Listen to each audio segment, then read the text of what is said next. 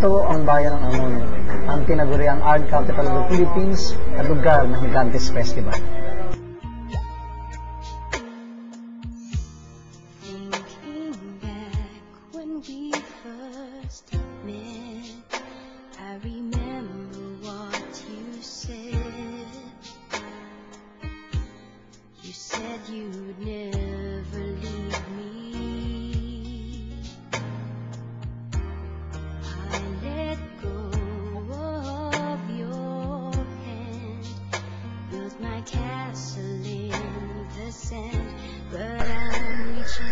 Itinatag ito bilang isang pueblo noong 1766 at naging bayan noong 1935. Natamasan ito ang kaunlaran sa loob ng maikling panahon.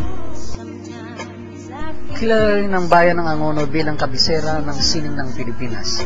Tahanan ito ng dalawang pambansang alagad ng sining, si Carlos B. Francisco para sa pagbibinta at Lucio San Pedro para sa musika. Ang bayan ng Angono ay nakahati sa 10 barangay. Bagong Bayan, Kalayaan, Poblasyon Ibaba at Poblasyon Itaas, San Isidro, San Pedro, San Roque, San Vicente, San Torino at mga Pampanga. May mga ilang na art galleries at studios sa Angono. At ilan dito ay ang Nemiranda Art House at Gallery na nasa likod ko.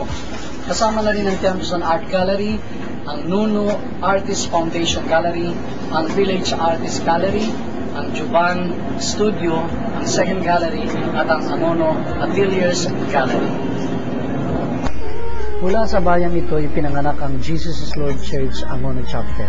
Ito ay nagsimula noong 1983 sa pamamagitan ng mga unang mga manggagawa ng JRL.